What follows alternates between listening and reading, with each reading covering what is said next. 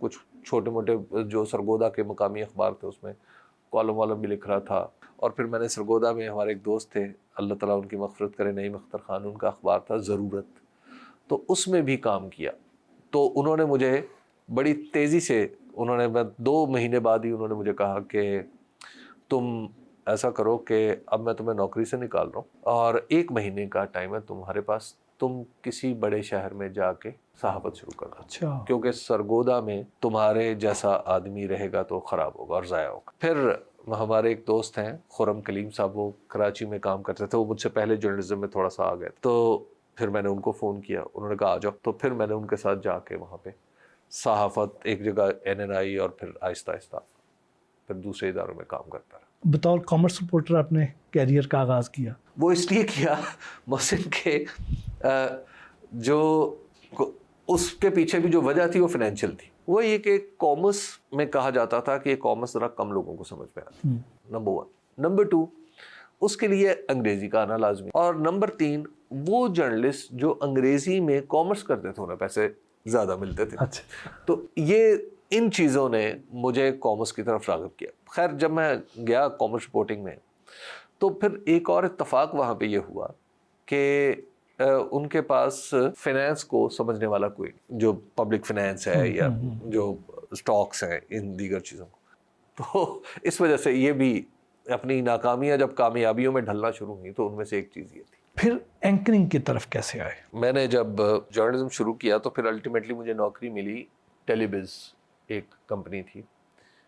ٹیلی بز وہ کمپنی ہے جو پاکستان کی ان پروڈکشن ہاؤسز میں سے ہے جس نے ٹیلی ویژن کو کنٹینٹ پروویژن شروع کی, اور PTV پہ ایک تجارتی خبریں آیا کرتی تھی, یاد ہے, وہ ٹیلی بز بنایا کرتی تھی. اس سے کچھ ہوا یہ کہ انہوں نے کہا کہ تم یہ کیمرے کے سامنے آ کے بھی بتایا کرو, جسے ہم آج کل PTC کہتے ہیں. ایک دفعہ یہ ہوا کہ کراچی میں بارش ہو گئی, اور بارش بھی ایسی شدید ہوئی کہ جس میں لوگوں کا گھر سے نکلنا محال ہو گیا. لوگوں کے پاس گاڑیاں تھیں اور میں بس پہ آتا جاتا تھا. بسیں چل رہی تھی, گاڑیاں نہیں چل پا رہی تھی. تو میں بس پہ روٹین میں وہی اپنی, ہم تو مزدوری کے ذہن سے کام کرتے تھے, تو میں بس میں بیٹھا اور دفتر پہنچ گیا. دفتر میں پانی کھڑا ہوا تھا, لیکن یہ پانی معمول کی بات ہے. ہم نے بڑے آرام سے جوتے ہاتھ میں, نالین در بغلین, اور اس کے بعد ہم نے سڑک کراس کی, جا کے جوتے جھاڑے پہن لیے اور دفتر کے اندر. اتنی دیر میں ہمارے جو انچارج صاحب تھے وہ کہیں ہانپتے کانپتے ڈرتے ڈراتے تیرتے پتہ نہیں کیسے وہ پہنچ گئے.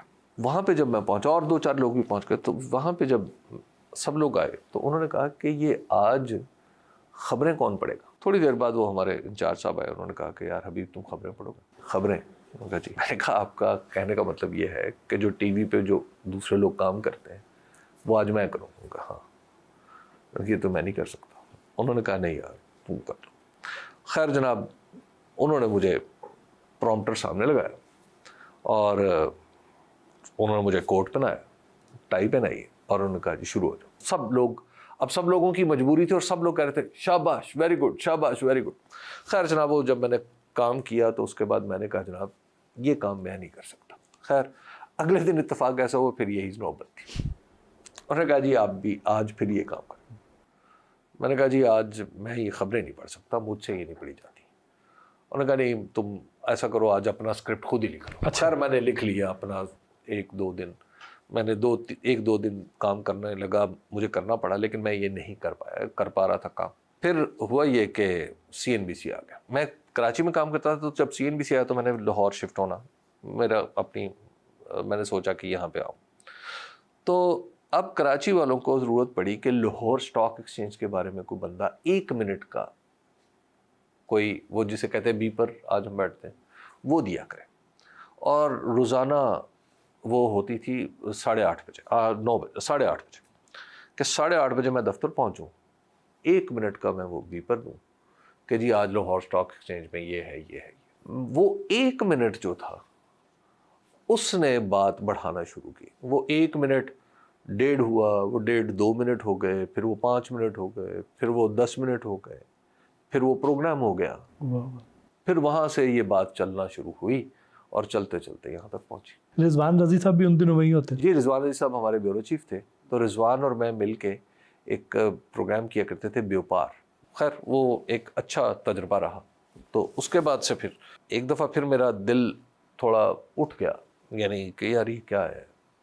تو پھر میں نے اچانک ایک اور فیصلہ کیا کہ مجھے اب مینجمنٹ میں رہنا چاہیے. میں چھوڑ کے چلا گیا CNBC. اس وقت دنیا ٹی وی نیا نیا آ رہا تھا, تو دنیا ٹی وی گیا. تو وہاں سے پھر میں مطلب مجھے کچھ اس وقت سمجھ نہیں, اب تو ماشاءاللہ بہت اچھا ادارہ ہے. میں تھوڑا سا وہاں پہ ابھی اپنی جگہ کی تلاش میں ہی تھا, تو مجھے سما ٹی وی والوں نے کہا کہ آپ آ جائیں. تو میں پھر سما ٹی وی کا بیورو چیف بن گیا لاہور میں. تو اس وقت پھر میں بیہائنڈ دا اسکرین میں نے زیادہ کام کیا 2-3 سال. اس کے بعد پھر جب میں دنیا ٹی وی دوبارہ گیا تو یہ ہوا بٹ محسن کہ جب میں CNBC میں تھا تو میں نے ایک سوچا کہ ایک پروگرام ایسا ہونا چاہیے جس میں مجیب الرحمان شامی صاحب ہوں اور میں ہوں. اچھا. I should be questioning him, he should be answering. میں نے اپنی مینجمنٹ کو یہ پروگرام بیچنے کی کوشش کی. I want to sell them کہ یار آپ اس پروگرام پہ غور کریں. میں نے کہا یہ پروگرام اچھا. میں نے اپنے ڈائریکٹر پروگرام کو کہا, اپنے باس کو, میں نے کہا جناب یہ پروگرام میں آپ کو یہ نہیں بتا رہا کہ یہ 2 لوگ ایسے بیٹھے ہیں, میں آپ کو بتا رہا ہوں کہ مجیب الرحمان شامی اس طرف بیٹھے ہیں اور اس طرف حبیب اکرم بیٹھے ہیں. انہوں نے کہا نہیں یہ نہیں ہو سکتا. شامی صاحب سے میں نے بات کر لی. میں نے کہا شامی صاحب اگر ایسا میں کہوں تو آپ کریں گے؟ شامی صاحب نے کہا ہاں کر لیں. اس کے بعد کیا ہوا جی, وہ میں بار بار حملہ کرتا تھا, آگے سے میں ناکام ہو جاتا تھا. کچھ عرصے بعد یہ ہوا کہ دنیا ٹی وی میں نجم سیٹھی صاحب نے منیب فاروق کے ساتھ پروگرام شروع کر. ناؤ دے ریئلائزڈ, لیکن اس وقت میں سما میں آ چکا. تو پھر انہوں نے کہا نہیں وہ شامی صاحب کو آپ کہا کرتے تھے ایسے. تو میں نے کہا جی بالکل. میں شامی صاحب کے پاس گیا, میں نے شامی صاحب کو کہا شامی صاحب آپ سما ٹی وی میں پروگرام کریں. شامی صاحب ریڈیلی اگریڈ. اچھا شامی صاحب واز تھنکنگ کہ میں ان کے ساتھ پروگرام کروں گا, but I was not thinking. میں کچھ عرصے بعد چھوڑ کے دنیا ٹی وی چلا گیا. دنیا ٹی وی گیا تو 2-4 دن بعد دیکھا شامی صاحب بھی وہیں. پھر شامی صاحب نے مجھے ایک دن کہا کہ حبیب صاحب آپ میرے ساتھ پروگرام کریں. میں نے کہا سر میں اب یہ بات تھی 2005 کی, اب 2012 کافی آگے چلا گیا, تو اب تو آپ کے سایہ عاطفت میں رہنا ٹھیک ہے, سایہ صحافت میں رہنا کچھ گڑبڑ ہے. اور میں نے کہا نہیں میں آپ کو حکمن کر رہا ہوں. کہ جی حکم تو پھر تعمیل ہوتی ہے نا. ہم شامی صاحب کے ساتھ پروگرام کرنا شروع ہو گئے. تو that was another turn into the story کہ وہ پروگرام جو تھا وہ پھر ماشاءاللہ چلتا رہا.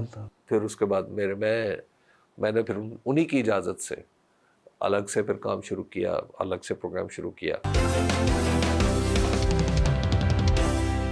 آپ کہتے ہیں کہ پاکستان کے سارے سیاستدان ایک عام آدمی کی نسبت کم عقل ہیں, حالانکہ یہی سیاستدان ملک کا نظام چلا رہے ہوتے. تو جیسا چل رہا ہے ویسا دیکھ رہے ہیں. عام آدمی کا گھر تو ماشاءاللہ ٹھیک ٹھاک چل رہا ہوتا.